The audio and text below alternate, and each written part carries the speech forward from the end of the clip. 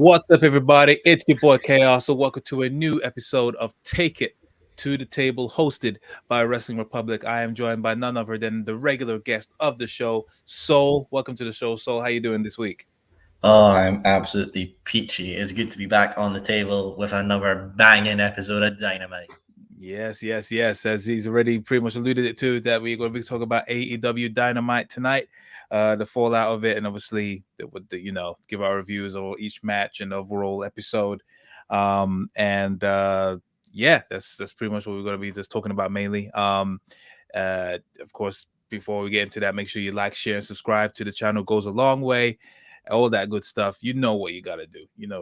So let's cut to it. Let's take it to the table.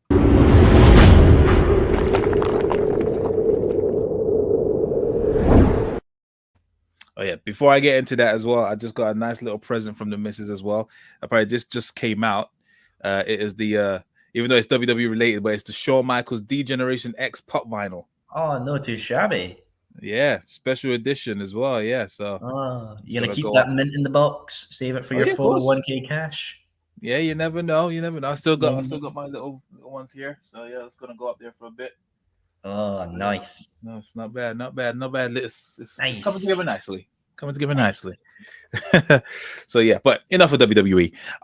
So yeah, we're gonna be talking about AEW Dynamite last night. And just for me to go, as always, we always say this. What was your general overview of the episode? It was solid.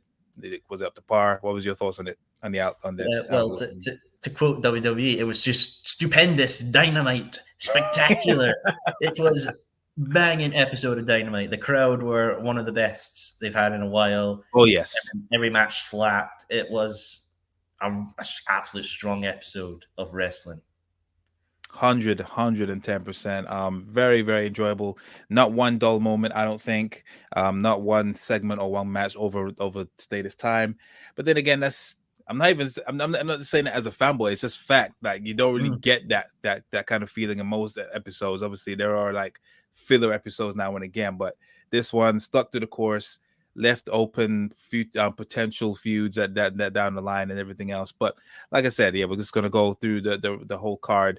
So as always, not as always, but the first match was of course the trios match, which was Hangman, Paige, Jungle Boy, and Luchasaurus going up against basically Adam Cole and Red Dragon, formerly known as the Undisputed Era.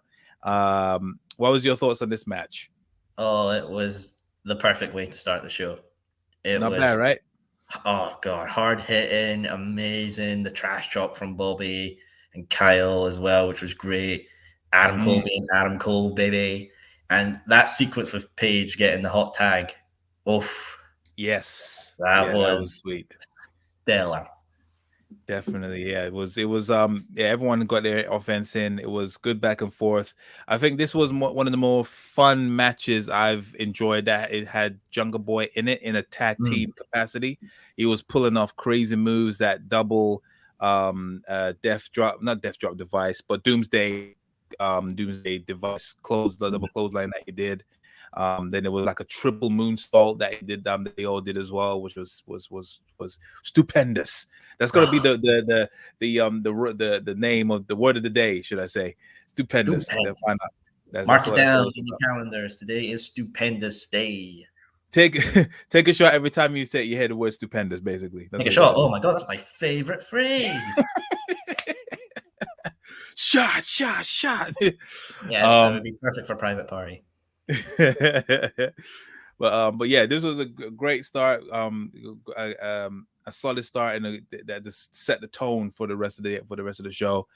Very good match. Ultimately, it was the Undisputed Era, formerly known as Undisputed Era, that won the match. Where basically there was a nice little sequence at the end where it was like counters upon counters, but then ultimately Kyle O'Reilly and Bobby Fish hit the high-low move, and then they just set up Jungle Boy. It was on Jungle Boy, and then they set him up for Adam Cole to hit him with was it Here Comes the Boom? Is that what it's called? Yeah, the boom.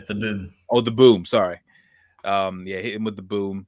1, 2, 3. Bobby Fish was holding back Hangman Adam Page from interfering from the pin, and it was nice little touch as well, where like Adam Cole was like looking at him whilst he was pinning Jungle Boy, and he was just like, "Yeah, so look at me, I'm pinning your boy. You are getting fucked by my eyes right now. I'm fucking you over." Basically, and yeah, it was nice. I was totally expecting Hangman and Page and Cole to actually win this match. You know, start off the show happy, but it just shows that they fight against the grain, and I'm fine with the win with this one. Makes sense for them to prolong this feud between Page and Cole. But yeah, very, very solid start to the show. Next up was Jon Moxley and Bryan Danielson alongside William Regal taking on Chuck Taylor and Wheeler Yuta. And he was alongside Trent Beretta, Orange Cassidy, and Danhausen. Now, this went exactly how I pictured it, to a T. And yeah, obviously they've been listening to us. But before we get into what happened at the end, what did you think of this match in this whole match anyway?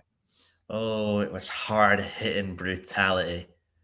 It was like an extended squash, wasn't it? Like a very extended squash. Yeah, it's like Chuck Taylor and Wheeler Yuta still got times to shine, which was great to see.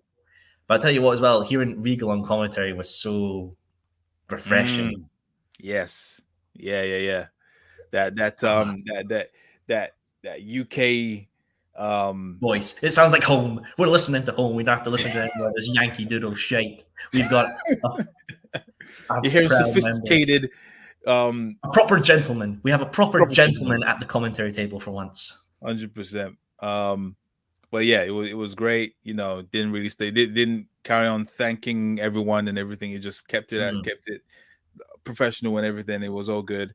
But yeah, the match itself was, like I said, it was hard hitting. Everyone got their hits in, but it was mainly Jon Moxley and Bryan Danielson's show. And then ultimately, Wheeler Yuta succumbed to Jon Moxley's bulldog choke. He ultimately tapped. And then obviously Jon Moxley and Bryan Danielson won. And then at the end, obviously they were trying to the best friends were trying to console Wheeler Yuta, and they're walking up the ramp, and it was like constantly looking back, and then he was just like, nah, I'm good. So he actually went back into the ring, confronted William Regal, and then obviously the crowd was going like, yes, this is it, like definitely like join them. And then Willie Yuta offered out his hand. William Regal was about to go shake his hand, but instead he gave him a dirty slap to the face. Just that old Dave Chappelle meme of what did the five fingers say to the face? Slap. Basically, definitely. And then looked like he wanted to do something, but then all of a sudden, perfectly, the camera was perfect. You just see Bryan Danielson coming to the shot, and you see Jon Moxley coming to the shot. It was like, what you gonna do, bro? What the? Like, I got my boys. You want to try and make a move? If you're feeling froggy, jump. That's what he was saying. Basically, it was just like, if you're feeling froggy, you better jump. And then he was just like, next time you win this round. And then Wheeler Yuta left the ring. What did you think of this segment? Oh, great. I think Wheeler Yuta could pull a really good heel character, like a pure evil, sophisticated psycho character. So I feel like he's eventually going to become not the best friend, but the worst friend, and leave that group and join this new dojo.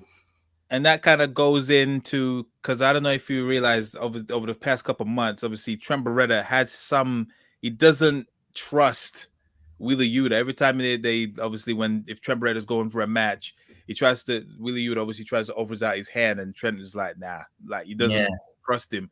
So ever since Trent came back, he's always had Yuta on his sidelines, just like, these are my friends, but you're just an acquaintance. Yeah, basically, yeah. So I'm pretty sure, once that does happen, Trent is gonna be like, yep, see, I told you, motherfuckers, don't trust that motherfucker. Damn. Fuck that motherfucker. You know what I mean? Speaking of the best friends, what did you think about that segment with Chris Statlander?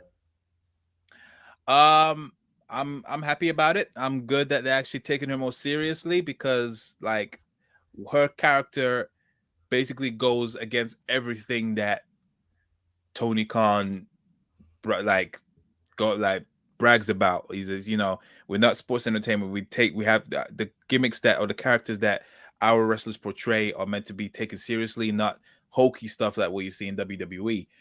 Her character was so WWE. You know what I mean? So like it's good that she's scrapping that now. She's taking more seriously. I know that from what I understand, when she's in the indie, she doesn't really do that gimmick, or it's not as full on as you see on AEW. So I'm happy with the change. I'm glad that she's gonna be more taken seriously and be a proper contender. So yeah, I'm definitely looking forward to it. What about you?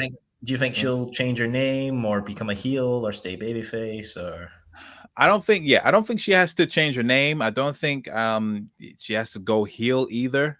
Just be more serious. She doesn't need to go like a full makeover like Bailey or something. I think just cutting the hair and gimmick change and all that jazz.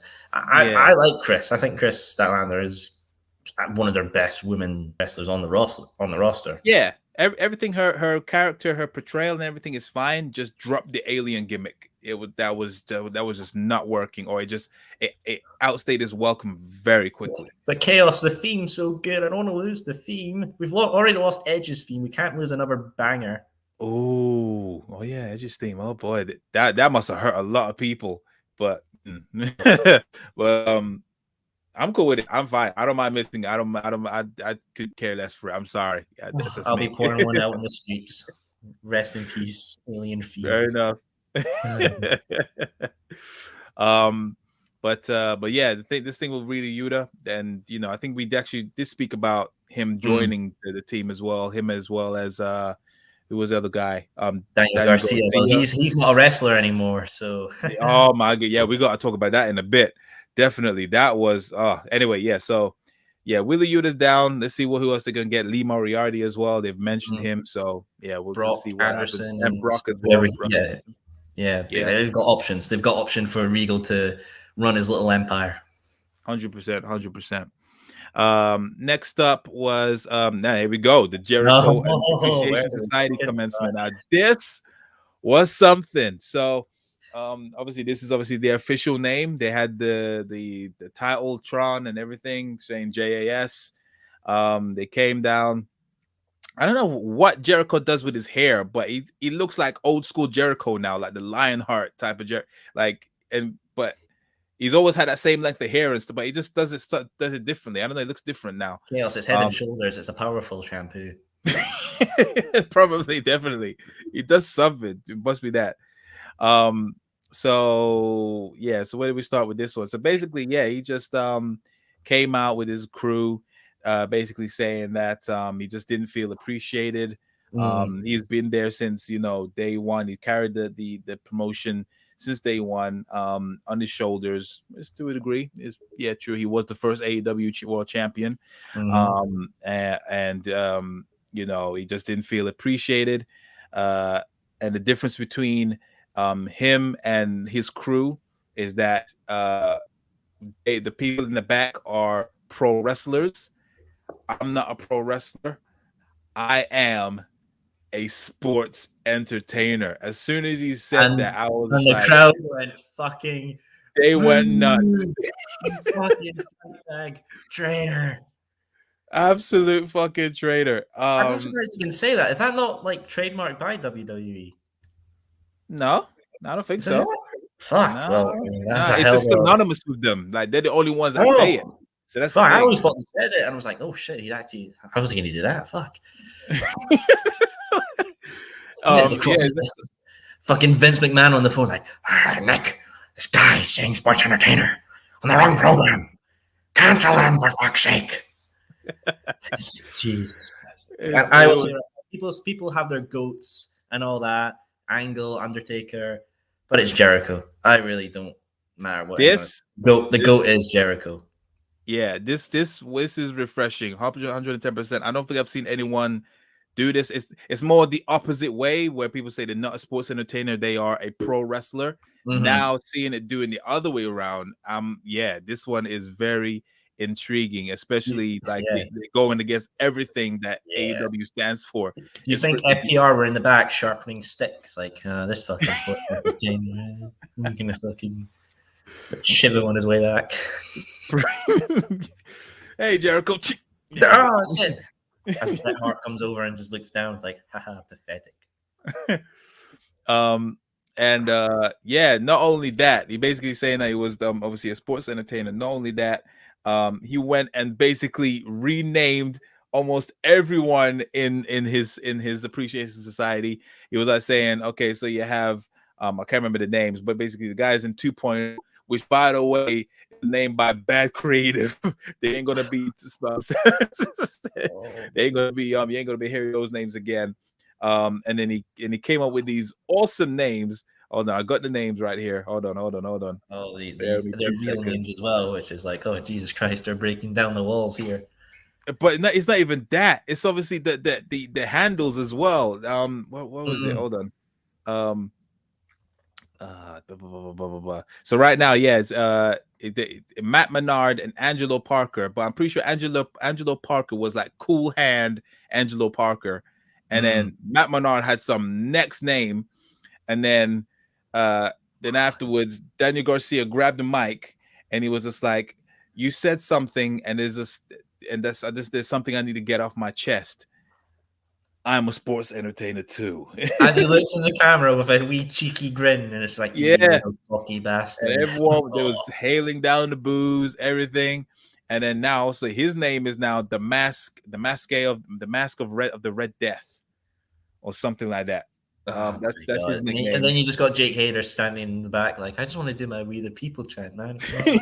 That's what I thought he was gonna say, something like that. It was just like, you said, we are the Jericho Appreciation Society. Nah. He just does like, we need an advisor. Here comes Zeb Coulter. It's like, oh shit. And then alongside him, about to the Rio. Anyway. Oh God, no. Remember that guy? Oh yeah, remember that guy was given the world. Getting drunk and saying, "Triple H, I kick your ass." And it's like, oh shit.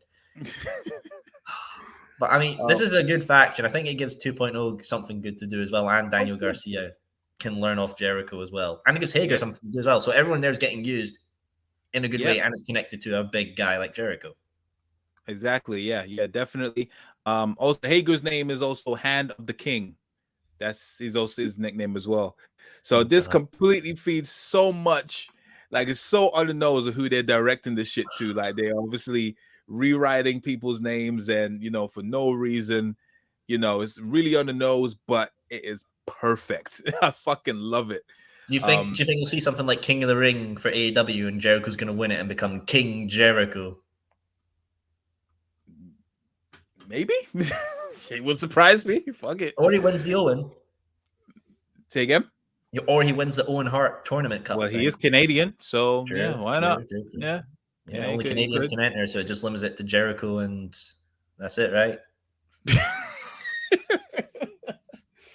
I think so. Kenny Omega. Nah, Kenny Omega should win it. Bring him in just to come back and squash the reign of the King.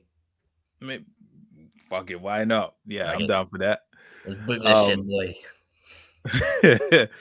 But yeah, this segment was absolutely freaking amazing. I can't wait to see what this like, who is their next major feud. And AEW loved this as well, because they upload the entire segment to the YouTube channel. They usually cut bits out. Did they? Yeah, they uploaded the whole thing. There you go then.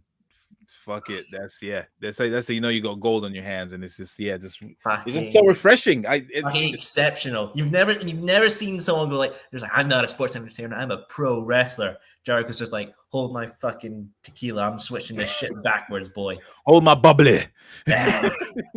Oh God, there's so many ways that this could go. Imagine if he just goes like full, like, maybe sports entertainer and just does like talk shows or something like that, or brings back old gimmicks or something like that, or who knows, wins the AEW title again and makes it a spinner belt. Oh my God. Yeah, this is gonna sell toys, this is gonna sell merch. It's gonna make everyone love it. Oh man. I say go full in, man. Make fun of how WWE treats stuff, man. Fuck it. and it's like it's so on the nose. Like if the people are raving about this right now, how it's so on the nose and it's great. Keep the ball rolling, man. And this refreshes Jericho because, like, I ain't gonna lie, I was kind of getting bored of Jericho. Like, even shortly, obviously because of the promo saved the feud with him and Eddie Kingston. The promo saved that feud, in my opinion, for me to be intrigued into it. This brings a whole new life. He's like the king of innovation. I'm sorry, he's the absolute goat of innovation. He is literally like a creative. He is a creative team. He's a one-man creative team. Yeah, it's just such a wealth of experience and just creative. 110%. So, and there's only very few people you can think him right now, currently, him and Bray Wyatt, and maybe CM Punk, or like three of the I would add Malachi Black in there too. Malachi Black is very creative. Yep. So that's 4 people. Yeah. Jericho, Punk. Regal's creative. Regal's creative guy. There's tons of creative mind. It just depends on the environment they're allowed to be in to thrive. Yeah. True. Speaking of creative, have you listened to Talk of Jericho with Keith Lee? I did, yes. Yeah, it was. I haven't fully heard it, listened to it, but I did listen to the part when obviously what led to his release and stuff. And yeah, Vince's mindset is fucked. I'm like, I just have to really say it. Like, he actually basically said that you're too smart. Yeah, too classy. You're too classy. And he wants him to be more grimier. And I basically said out. Basically, you want him to be a typical stereotypical black guy. That's what he basically said. You telling me that black people cannot be well spoken? They have to speak. I'm not going to use the actual term that I used, but my white ass is staying out of this. My white ass is staying out of the fire. I ain't dying today. I ain't dying in this cancel culture. I'm just saying, like, you basically want him to be someone from the hood, basically, or something. Like, you want him to be like similar to Crime Time and you think Vince went into his locker and pulled out his old do-rag from his ECW days and we're like, this? He probably did. He said like Vince actually left his gorilla position during the co-main and the main event of Raw and took him to the office. Which is fucking weird. That never happens, and he does it like no offense to Keith Lee, but like out of all the people on the Raw, he did it for Keith Lee specifically. So he must have had something like seeing in this guy. Doesn't do it for Roman, Seth, or any of those guys. But like Keith Lee was like, I'm gonna leave my job, and Shane, you run it. I never let you run the company, but fucking do it for this 5 minutes. It just takes Keith Lee and explains us all the Bearcat shit. I was like, oh Jesus Christ. Fuck me. Basically. And like I'm pretty sure he went into his drawer and he was just like, huh? Do rag? Pretty much. And then basically, Vince got bored of his toy and threw him away. Do you think Vince listens to like NWA and was just like, this is what everyone's like. Everyone loves this. It must be. It just doesn't make when Keith said that, Vince said that you're too smart for your own good. I was just like, get this guy out of WWE, like get him out of here, it really pissed me off when he said that. I was like, whatever, but he's in a better place now. Whatever, he's doing better, so it's all good. That's what matters. Moving on from this Jericho Appreciation Society commencement segment was the TNT title match between Scorpio Sky and Wardlow. Obviously, Wardlow won the Face of the Revolution match back at Revolution, and which entitles him to a title match for the TNT title after Sammy Guevara versus Scorpio Sky happened, and now we have this match. I see what you mean about Scorpio Sky's theme song. I like it. I dig it. I dig it. Fair enough. I dig it. It's all right. It suits him. I like it. Yeah, that's a nice song you have lying in your bar drinking a good old Corona and just like, listen, I'm feeling this shit. It's nice. Feeling it. It's nice. It's nice. One thing I'm not digging though, like obviously I'm happy that there's only one title, because there was the thing that Sammy Guevara was doing was fucking stupid. Like, yes, that was fucking stupid. It was stupid. But so obviously you had one title, That was fine. And then all of a sudden, I see freaking Dan, whatever his fucking name is, Lambert. Dan Lambert, having the other title around his waist. What the fuck you doing with it? Why does it concern you? It didn't make any sense. Why is he having the second title? So that was freaking weird. Anyway, going back to the match, you can also input as well what you think of that two title stick. Oh god. But yeah, what did you think of this match anyway? It was good for what it needed to be. It was very, I think this, out of all the matches, this is the one where I didn't know who was going to win it. Like, I was very on the fence. Okay. Because, like, Scorpio Sky deserves a good title run. He's great. I don't care what anyone says. Scorpio Sky deserves a title run because he is a talented guy. But then there's Warlow as well, who is just over shit with the crowd. The crowd love him. He's had a good organic rise. I was really, really on the fence with this, but I'm not disappointed by the ending. I'm not disappointed. Yeah. I think it's about time that there's been like I guess a slight cowardly champion with this title, because obviously he did have help. And it was by a screwy finish. So we haven't really seen that as much regarding. I really think this could lead to Scorpio Sky versus Ethan Paige down the line. Possibly, yeah. Well, he wasn't even at ringside, was he? It was just Dan Lambert, Paige Van Zandt, and her husband. I don't know how he got her, but fair enough. Just saying. Alcohol is a powerful thing. Alcohol is a powerful thing for sure. But yeah, the match needed what it needed to be. It didn't surprise me that Warlow was going to get screwed over. Oh, by the way, obviously, Scorpio retained due to interference via MJF. Yeah, because if you think about it by a storyline point of view, it's not like MJF and Shawn Spears are just going to hide out for like a couple of weeks and let Warlow just get what he screwed them over for. Which kind of shows like an incentive. It was like, because MJF would have had to rewatch Revolution to know Warlow kind of fucked him over. And I was just leaning on his couch like, I really want to watch that match. That was pretty good. Like, what the fuck? Warlow, you bastard! Fucking flips the table. Shawn Spears comes out with his like wee little chair, just like, oh shit. We better get to work. He's off the rails again. Fuck. Yeah, this was cool. I swear there was a slight botch. I swear it looked like when MJF clocked Wardlow from the back. Pause. It looked like he lost something. It looked like he was looking for something, like he lost the ring. I don't know if I'm gonna have to watch it back, because after you see him punch, he's like looking for something, and then that's when he runs around the back, like round underneath the ring. So I thought maybe he lost the ring, but eventually he had it back. I don't know if he got it retrieved. I also enjoyed the part where Wardlow did a wee titty dance in front of Paige Van Zandt. Yes. Yeah. They had a little brief standoff against the husband. He was, man, you're gonna take this power bomb, but then obviously Scorpio Sky stopped that. But yeah, this match needed what it had to do, did what it needed to do. Obviously, the next feud is obviously MJF versus Warlow, which hopefully Warlow should win at Double or Nothing. I feel like it'll be Warlow versus Shawn Spears first. He'll win that, and then face MJF. Yeah, hopefully he'll last quicker than what he did to CM Punk. 10 seconds. Let's beat that.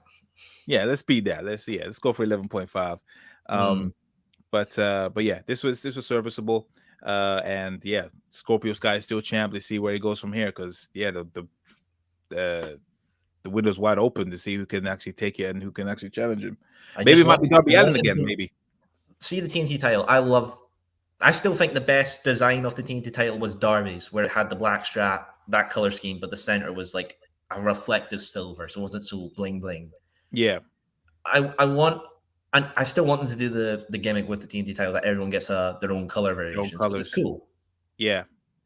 So I really still hope he does that Laker-inspired color as well, which would be good. Yeah. Why not? Yeah, definitely. I think just build it up, make him more like, as a solid champion. Then just customize it. You can. So it's all for that. Fingers crossed on that. So next match after this, I think there was also a segment after this match as well, which the FTR segment. The FTR segment, yep. Obviously, they were explaining as to why they let go Tully Blanchard last week. He basically got fired from the Pinnacle. And then in mid conversation, the Young Bucks came into the shot and basically said, how does it feel being basically number 2 to the Young Bucks in AEW? And that was pretty much it. It was just like, yep, see, happy St. Patrick's Day, and then that was it. So look, more than likely we're gonna get FTR versus the Young Bucks 2. Is it 2 or 3? I'm not complaining. Yeah, I think it's there 2. So yeah, I'm down for that 110%. This time it will be in front of a crowd as well. Yeah. So a lot of people are speculating that Bret Hart's going to come in and manage FTR as a face. Okay. Interesting.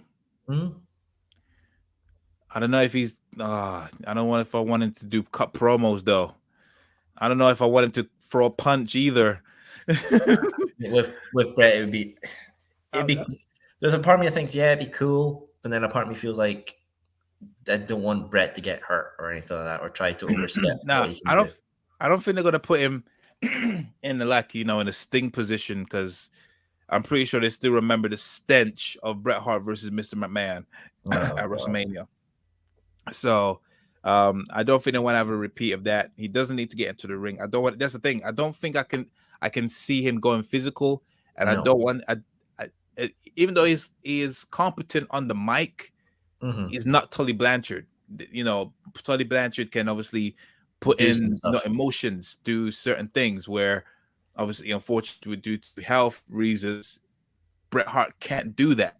So I don't know. Maybe not Bret Hart. I'd rather have Mick Foley.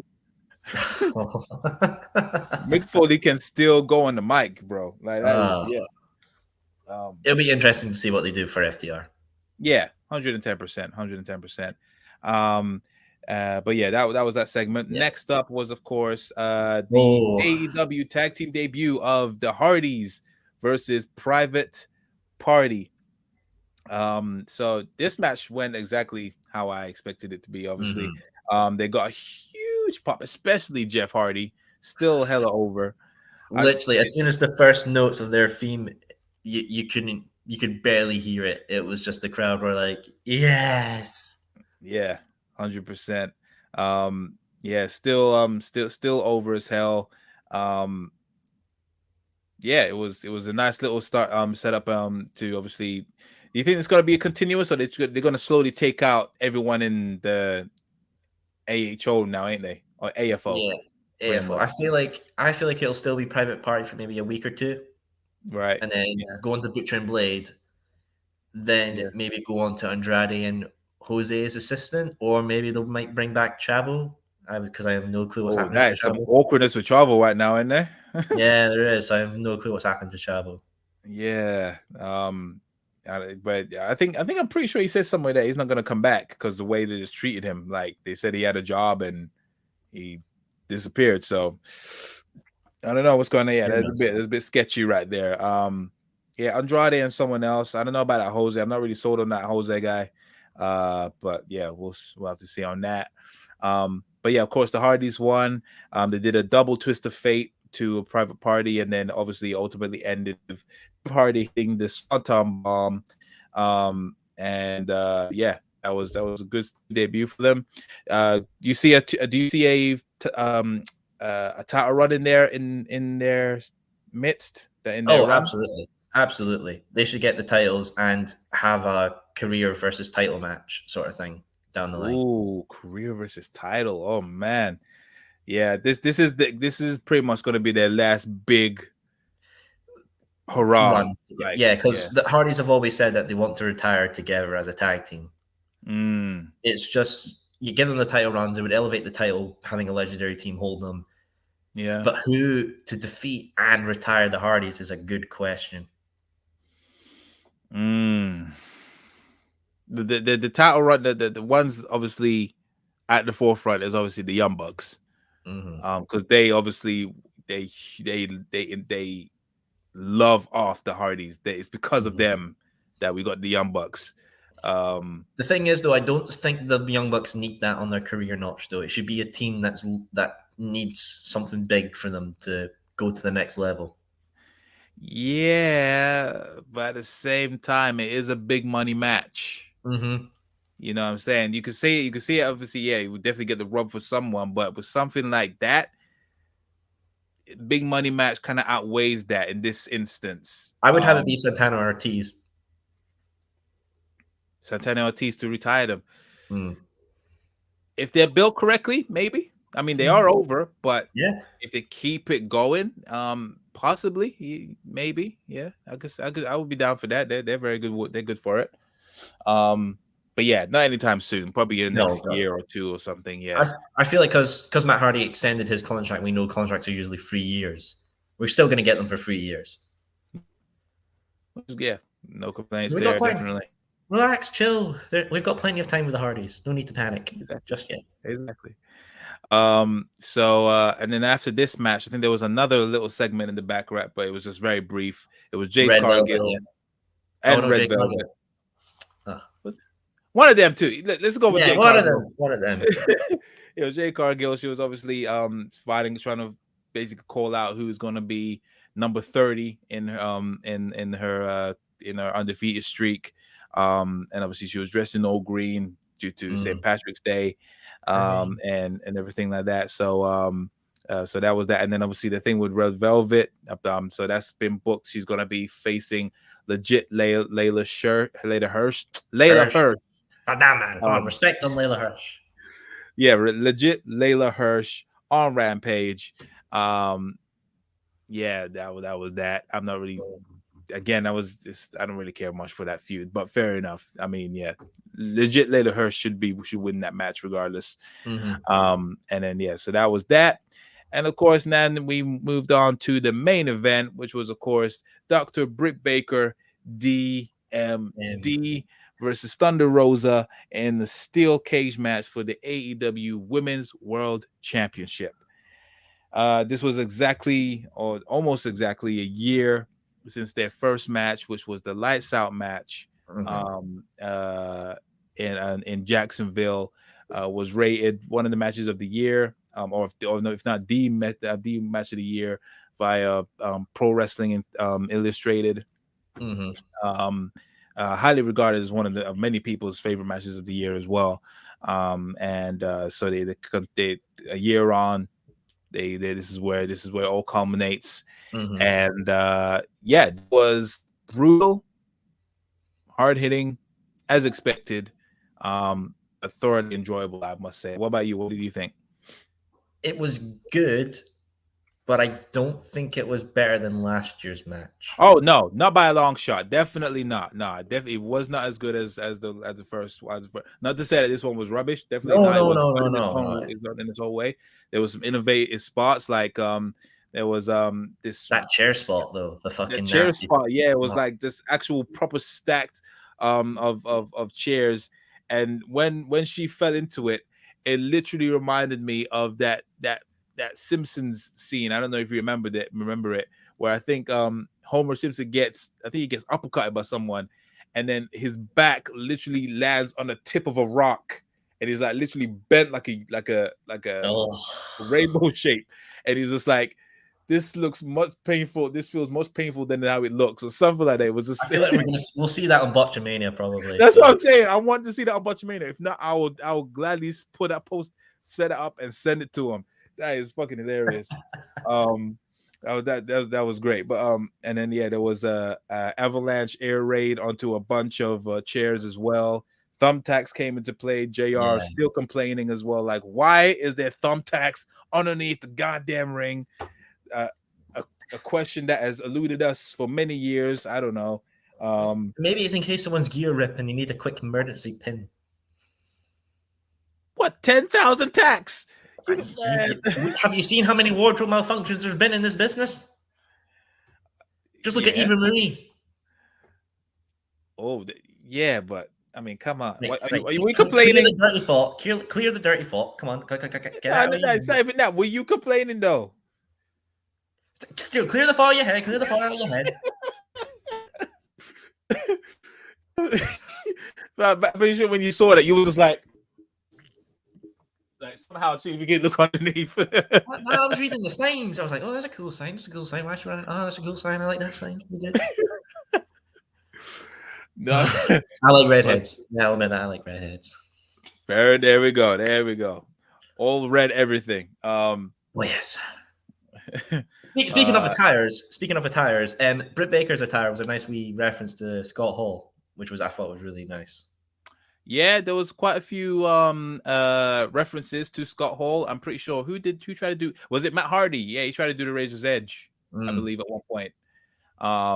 Yeah, both AEW and WWE has been doing a lot of references, rightly so. Rest in peace, Scott Hall, of course. And but yeah, it was that was a nice little touch. But overall, the match was good. Not as good as the first one, like you said. But of course, ultimately, Thunder Rosa hit. What's the name of the finisher, please? It's like a power driver, isn't it? It's some weird, like some type of driver, basically. So it is some type of driver. Ultimately, it did that onto the thumbtacks, I believe. And she basically got the win. And Thunder Rosa is now your new AEW Women's World Champion. Many are saying online, well deserved, definitely. Many people online are saying finally the reign of terror is over. Which I was like, okay, that's a bit harsh. She's not like Triple H levels. Did you see who the one person apparently was pissed off at her winning? No, who? Ivelisse. Oh no, of course. Literally, still bitter as fuck after she's went into irrelevancy. How was she doing today? Yeah, she's something else. Anyway, giving her too much spotlight. But exactly. But well deserved for Thunder Rosa. Well deserved. 100%. One of my favorite females on the roster, and I'm absolutely glad she is now a champion in AEW. Yeah, definitely. The entrance was also a good, nice little touch. I've noticed, especially when it comes to AEW, when someone gets a special entrance like that and it's like a title match, the writing's pretty much on the wall usually. But yeah, I liked it. That's another thing as well. I think because they did the weird thing where obviously they had the title match at Revolution. Then she had to do the title eliminator, and then somehow all culminates here in her hometown. It was just like it kind of takes a little bit. Yeah, like it kind of took the win out of it a little bit. But either way, still happy with the win. And yeah, let's see what happens with Britt Baker. She's most likely going to get her rematch at some point. Yeah. Probably not at Double or Nothing. They'll probably do it a bit sooner. Probably at Battle of the Belts. Battle of the Belts or Rampage. I feel like that's more appropriate for. Yeah, 100%. But yeah, great ending to the episode. Very solid episode of Dynamite. Out of 10, you know how this is. We usually do a rating out of 10 for each episode that we see. What would you give this one, Soul? I'm honestly gonna give it a 10. Ooh, damn.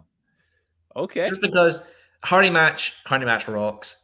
While the steel cage wasn't better than last year's match, it was still a good, hard-hitting grudge match. That Jericho Appreciation Society segment's fucking hilarious, and I will never not enjoy that. So that was where all the points come from. The beginning 6-man match, perfect. I mean, even the Warlow Scorpio Sky match, I just really enjoyed this episode of Dynamite altogether. I've got no complaints. Yeah, 110%. Yeah, very, very solid. You know what? I probably might do the same. You know, I can't really think of a bad spot or something that waned on too long. It was a very, very solid episode. Yeah, I think I'm gonna join you. Screw it. It's gonna be a 10 as well. Probably if I really had to maybe choose something, is that really weird. Not weird, but it was the more could have happened between FTR and the Young Bucks. There could have been more in that to see what's going to happen, because they might not even revisit that for another couple of weeks. We don't know what's going on with them, but yeah, other than that, yeah, the show as a whole was freaking amazing. Yeah, let's keep it going now. On to Rampage, I guess. But yeah, 10 out of 10 on that. On other news, Yes. WWE 2K22. How is that treating you, Soul? So before we go into 22, there's actually some breaking news about AEW's video game that's just came out from Fightful. Proceed. So as we know, details have been very sparse. We don't know really much about the game since I think Yes. last year. Things just died Yeah. down a wee bit. But Yeah. Fightful are now saying that there is a story mode. Yes. The story mode is being worked on and has a lot of input from certain wrestlers, as well. Ukes that helped create the SmackDown versus Raw game are also being a part of the process as well. So that's good, because maybe see like another road to Mania sort of stuff. So that's pretty good. Ukes, while they are the developer, they're still no far on getting a publisher at the moment. No publisher has been announced. Right. Said that Kenny Omega has basically specified multiple times that he's determined for it to be a success, understands how integral a great showing could be to investors and everything, and to the fans. So yeah. And Thunder Rosa, who is our new women's champion, told Fightful in a news interview that her prototype for the game has already been created and been shown to her. So we've got Thunder Rosa for the game, fully good and done. As well, Mikey Ruckus has said that there's a soft deadline for some of the music for the story mode the week before AEW Revolution. So it seems like everyone past AEW Revolution might not be in the game. So wait, so it's gonna be more update. It's gonna be more updated then, obviously, compared to 22. I feel like what from I'm getting here is that they're gonna be putting all their eggs into one basket and then given space of time before another game release. So it's not gonna be a fucking COD situation where we're gonna get a new one every bloody year. So that is what actual WWE games fans have been praying for, as in like this, stick with one game, keep on updating the roster.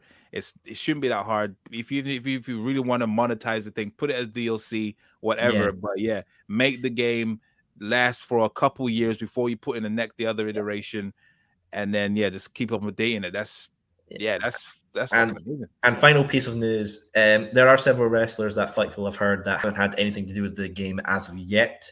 Some are unsure if they're going to be involved or not involved, and others have done reference photos, but some haven't done voiceovers as of yet. Voiceovers. Oh man. Okay.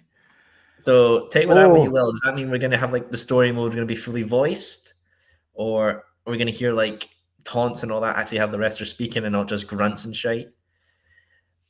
It has to be fully voiced. It has to be and way better than what we get in 2K22. Let's say on that. But it makes you wonder who won't be involved. Will Cody and Brandy still be involved, or will they have been already? I think there will be legacy characters. I don't think they're gonna be. I think they would do something as, if he's definitely gone, they probably put him as like a legend. They have to. Unless there's like a really ugly legal dispute, and I'd be surprised if that was the case. But I'm pretty sure we still got Cody Rhodes figures coming from AEW, and as well. If you've noticed on Shop AEW, he is now under the alumni section of their store. Oh, well, fair enough. Okay. I'd say unless there is some weird shit that they have to get permission from WWE, which I shouldn't think so. Then I would say put him as a legacy character if needs. Because he deserves more than anyone to be on the AEW roster wherever he goes. Anyway, even So 110%. I don't know about Brandy. I couldn't care about Brandy, but Cody definitely. So back to 2K22. Yes. Yeah. What's your thoughts? You want to go first? I'll let you go first. Okay. Well, I'm pretty sure everyone knows. Like now, it's a little better than 2K20. Is it better than 2K19? Yes. By only just. This one is obviously more faster, more smoother. There's not that many canned animations. It just feels more fluent, which I like. The additional moves is good. I like the controls. It gets a lot of getting used to the controls. 110%. However, I do like how they done in a way where you can still have a lot of moves. Like it's still quite expansive in how many moves you can Yeah. do, compared to what you could do in 2K19. So there's that. I haven't really touched My Rise yet because when I realized that I can't import my character into when I just spent hours doing Yeah, it a out bit, there. I bit was like, shit with that. A bit shit with that. That's a big negative. That's a big fucking yeah, negative. it's really lame. So I'm just like, I'll do that another time. I don't know, photograph or whatever I did, Yeah. try and do a carbon copy or whatever. I do what So I need to do. I played My Rise. I did the other way around. I made my character in My Rise first, and Right, yeah. My Rise is pretty solid. Okay, yeah. I really like it. You can do like pick what brand you want to go with. There's like a part in the game at the really beginning, like you have to beat a certain wrestler, and it's like, oh, if you beat Drew McIntyre, you get to go to either Raw, SmackDown, or NXT. But if you beat someone like I can't remember, it's like an NXT guy, you can only go to NXT. So it's sort of like that incentive, like all risk, all reward. Or Yeah. I really like that. I thought that was cool. And also the storylines have been absolutely grand as well. There's one being like Seth's disciple. There's one about going against Ciampa. Yeah. I really like it. I mean, all the time I've spent, I've only been on Raw, and Okay. I've really enjoyed it. I've really enjoyed it. It's really good. Yeah, that's one thing I didn't realize how expansive that was. Like, there are a lot of people I've been saying online where not everyone gets the same playthrough, or that everyone goes through different branches, which is freaking great. Obviously, everyone's one gripe is that why they are happy that there is dialogue. It sounds bland and dumb at certain points. There's even certain lines where it looks like because of COVID and quarantine, you can hear that it's been recorded over Zoom call. Like I saw one where Edge was talking and he's in the ring, but it sounded like he was on a Zoom call, or he was doing his lines over the phone. It sounded really weird. I noticed the Raw GM Mandy Rose sounded a bit off. Oh, really? Yeah. Oh, okay. Fair enough. See what I mean? So, yeah, I'm surprised they didn't find an alternative way or just scrap that kind of stuff altogether. But yeah, but fine. You can tell who they really focused the voice on, because all the people who've left WWE don't have voices except Regal, to my knowledge. Really? Yeah, because there was a section I did against Johnny Gargano, and he didn't speak at all. Murphy didn't speak at all. Mustafa Ali didn't speak at all, which was surprising enough. Oh, okay. A lot of the legends as well. Cena didn't talk. Taker didn't talk. Kane didn't talk. The only ones that I can notice on top of my head that talked were Seth, Mandy, Regal, Shawn Michaels, Road Dogg, R-Truth. Yeah. Carmella talked as well. Did Carmella talk? I think, Carmella did talk. There were some that did, and then there's some that didn't. And you can be like, oh yeah, I can really. Maybe there might be some people who've been released like on SmackDown and NXT when I get to that section of the game that might talk, but just from the Raw side, that's who I know is mostly talked and didn't. Right, yeah, and that's another thing as well. Like the outdatedness, if that's the word, it's not. I don't think it's a word, but the outdatedness of the roster is so all over the place. Like there's so many people where like they got released time ago, but they're in this, or like the Iconics. I was really surprised the Iconics were in it. Yeah, hit them, Braun Strowman. Like it's really. Why couldn't EC3 been in it? I could have made my own Control Your Narrative show. Entrance is in that still. Yeah, but Keith Lee, Hardy. Well, Hardy's fair enough. Karrion Kross was still in it. Scarlett was still in it, but she's only available as a manager, which is what the fuck. Apparently, there's a glitch where you can actually make her playable. Apparently, they probably made her playable and cut her. But you can make her playable, but her move set is set to Peyton Royce. For some reason, it's really weird. Shall we talk about GM mode? Have you played GM mode? I have. To be honest, I've just been playing exhibitions, trying to get used to the controls before I jump into that stuff. So yeah, I played GM mode for the first time yesterday and finished it. I only did like a 25-week easy against the AI. Okay. And while there's no mid-card titles and tag team titles, which I think is very, very bad. What? Yeah, there's no United States, there's no Intercontinental, there's no tag titles. It's literally only the World Championship and the Women's Championship. Which is weird because there's segments in GM mode where they go like, hey, we're making a great tag team. We should tag more. And it's like, yeah, I would love for you to tag more and go and win the belts, but there's no fucking belts to win. So I'm just putting on tag matches just to make my roster happy. Not cool. Totally lame. Exactly. Yeah. But I ended up coming out winning, so I won the GM mode. And by the end of the game, my champions were Karrion Kross and Candice LeRae. Oh, wow. Fair enough. I can believe that. That's cool. I'm down with that. But like, what was weird though, my highest rated feud. Do you want to guess what my highest rated feud was? What? Titus O'Neil and Kalisto versus Roderick Strong and Elias. See, I knew those guys were money. They were money makers. 110%. What I've seen people doing is like they're booking their dream matches. They're not doing it the way the game wants you to do it. The game wants you to book it based on class type. Yeah, I heard about that, which doesn't make sense. Yeah, Brawler and Specialist work, all that stuff. So you could book Roman Reigns and Seth Rollins in your dream match, but maybe a match between Kalisto and Roderick Strong is going to be your highest rated one because they work well against the class type. Yeah.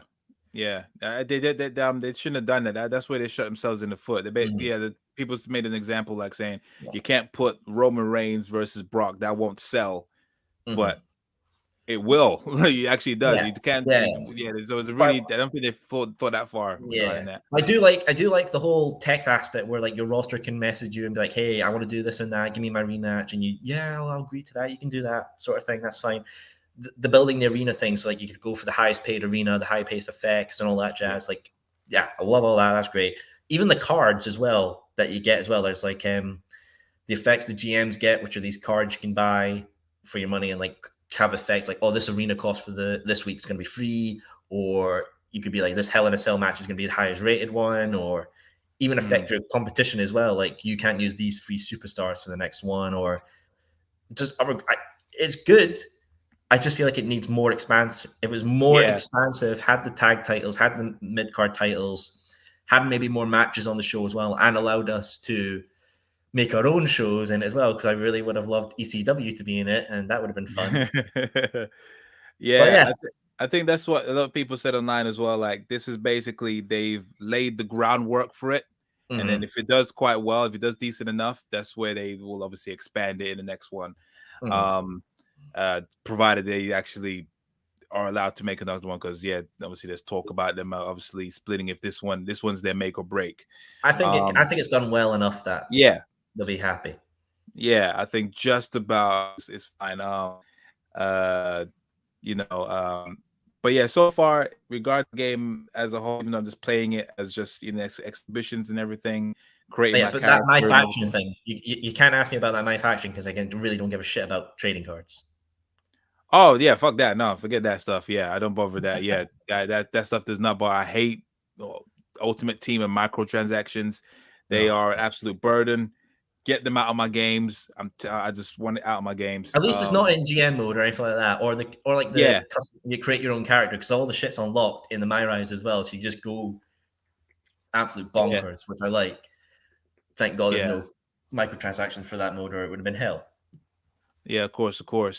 They did well to avoid that stuff, so that's fair enough. But regarding how I'm enjoying it, definitely way more better than 2K20, and just more, it's more fun and more smoother than 2K19. I must say. The showcase mode. We forgot about Rey Mysterio. Oh yes, showcase mode. I am in the midst of that one right now. I am doing Rey Mysterio versus Kane. At Cyber Sunday or whatever it was. I'm at Rey Mysterio and GBL. That one is a bit tricky. That's fucking annoying. I'm like, run off the apron while he's too far away, and I just scratch my ass on the fucking wing side. Which was annoying as well, because I went into the game and I was like, I'm gonna download this custom CM Punk, make him win the spinners, everything I do every time I get one of these games, because CM Punk is the best in the world and I love the spinner bell. The fucking spinner bell wasn't there. I was like, where the fuck is it? It's been cut. Then I realized, it's locked behind showcase mode. Yes. I thought. I was about to say, Because I went into community creations, and what was the highest rated thing? The world heavyweight title and the spinner belt. I was like, well, that's one way to get around it. Oh, fair enough. Fair enough. I realized that the most in terms of creative character is Tommy End on my one. Yeah. Tommy End is the most highly downloaded one, and CM Punk was like 5th or something. Yeah, there was Bryan Danielson and Mox, and I was like, oh, okay. And a very bad looking Mox. I didn't like that one. Oh, It's a terrible looking Mox. there was one of Bray Wyatt where it looked like his mask was melting. Yes, I think I know which one you're talking about. Yeah, it was literally people were like, I want him in the game. I'm gonna have to take this shite one to go with. Just wait your time. Like, remember, this is Exactly, cross-platform. Let the artists do their craft. It's not gonna. Yeah. It's not like a goddamn, I don't know, ready meal. It's not gonna be ready in 30 seconds. Just let PC guys do their work, and then just Exactly. download. We console people, peasants, let the PC master race do their weird shittery with their hard. This is why we accept you guys. We accept the PC we guys. accept you just so you can create good shit for us. Yeah, fuck it, why not? But I do like that custom render thing. That's cool. Yeah, I try to do mine. I don't know why, but it really balloons it up. It really depends on like the size of the pixel as well. It works well. I've got one of CM Punk, and it works well on the character selection thing. But like for titles, his face is a bit too forward. Yeah, it really blows. I don't like it, so I need to see how. Because I took a few pictures, obviously, and then removed the background, all that stuff. Resized it as much as I could, and it's still like just balloons the fuck up. So I need to find, maybe I need to position the camera further away or whatever. Still try to do the custom face thing. It's very hit and miss. I'm just gonna go about the I'm gonna go with like just what the game gives me. Fair enough. Yeah, but other than that, yes, it's very enjoyable. I said right now I'll give it a solid 8 out of 10 for now. Obviously, eventually I'll start on my rise and eventually do my GM maybe. But yeah, I'm definitely so far enjoying showcase mode. They could have put in a lot more. They should have put in Rey Mysterio versus his showcase mode's fucking barren. Is very short. It fast forwards everything. I mean, no offense to Grand Metalik. Great performer, but for a showcase mode? Yeah. I mean, because I know it's the thing about Rey Mysterio. He's been against so many great guys that are no longer with the fucking company. Yeah. I would have loved to see him and CM Punk's match where it was like hair versus mask or join the society match. Or even they could have done Chris Jericho versus Rey Mysterio where it was the title versus mask as well. Yeah. When he tried to take off his mask, but it was another one underneath. That would have been sweet. Obviously, we can't get the one against him and Benoit. I was just about to say, I was like, what about the great tag match? Him and Edge versus Kurt Angle and Benoit. That would have been great. Fucking bullshit. God damn you, Chris. I didn't say that. Oh god. Just fucking why no more from his WCW day as well. It's literally just it's like, oh, what are the casuals gonna know? Halloween Havoc, okay. Then just straight to the WWE, fuck everywhere else. Not even have him in ECW as well, which he did a stint in as well, which he could have done. But it's true. Half them people that he's faced, then they're not in the company anymore. I mean, maybe he could have done the one. I'm sure he faced RVD in ECW. Surely he must have. I think so. Yeah, Psychosis. I'm sure Psychosis, Hoovertude. Like, oh wait, Hoovertude and Psychosis the same. Yeah, Hoovertude. Yeah. You could have had a one about the Latino World Order as well. Oh yeah. There's so many, but they just chopped. They made sure they didn't want to disrupt. They didn't want to just stir the pot. Narrative. They didn't want to break the narrative. They didn't want to break the narrative. What do you think about all the faces being? Yeah, what do you think about all the faces being blurred in it? That's very annoying. Yeah, well, licensing reasons or permissions, I should say. But yeah, it is really annoying, especially when I know who the referee is and everything and that. But am I correct that they silenced JR in the showcase mode as well? Because it seems like it's the generic announcer for the game. When it comes to showcase, I don't hear commentating. It's just the crowd and the music. Like at the end of the match where they say, and the winner is Rey Mysterio. It's like the generic voice of the game. I thought you meant actual commentators. Oh, no. Yeah, I think that's just a generic one in the game. He Yeah, sounds no too JR, clear. no Taz. It's like, what the fuck? I know. Oh, for fuck's Wait, they sake. blurred out Taz as well. That was weird. What the fuck? You're blurring out the suplex machine. Hook's gonna come get you now. Fucking hell, watch out. What? Said Hook. Taz is just like, what the fuck? They've censored me in my own game. Hook. On his door as he eats a potato chip. And eats it. It's like, That was mission. so weird. Of all people, Taz. I mean, like, Fucking wrong. I still find Taz advertising Final Fantasy X hilarious. yes. Yeah, that was Taz weep confirmed.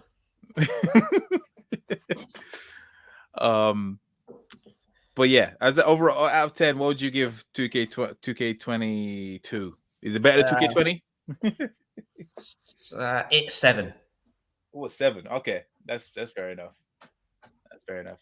Just seeing that, as obviously you've done more than me, that's more even fair enough review. Yeah. Okay, fair enough. So see you guys, please let us know your thoughts in the comments. What you think of 2K22? Have you received it? What console did you get it on? Is it working for you? Is it not working for you? Is it worse than 2K20? I've only had 2 hard crashes. I've only had 1. And there's another one. There's another thing as well. I remember I was doing a 10-man Royal Rumble. I kicked out the last person. Nothing happened. I was Samoa Joe, and I was just walking around in circles. Nothing happened. I had it. It's only ever crashed on my rise for me twice. Okay. When my whole crash happened? My one happened during the tournament. Yeah, I was Brock Lesnar, and it just crashed. Yeah, so yeah, hopefully they'll fix those. Here's hoping. And don't worry, guys, there will be matches for the Take It to the Table Championship, and also I believe there is a Wrestling Republic Championship. Is that right? Yeah, you never know. You never know. You never know. No, yeah, you got the budget. I understand. Take it to the table. We're the ones that's we lavish right here. Understand. Yeah, we're not the mid card. We're the mid card. But no, don't worry, guys. We're gonna get some gameplay vids up real soon. Don't worry, that's coming. And like I said, as always, make sure you like, share, and subscribe. As always, thank you very much, Soul, for joining us on this glorious episode of Take It to the Table. Oh, of course, a stupendous episode. I told you it was gonna be stupendous. But yeah, as always, this has been Take It to the Table. I have been your host, Chaos. And until next time, guys, peace.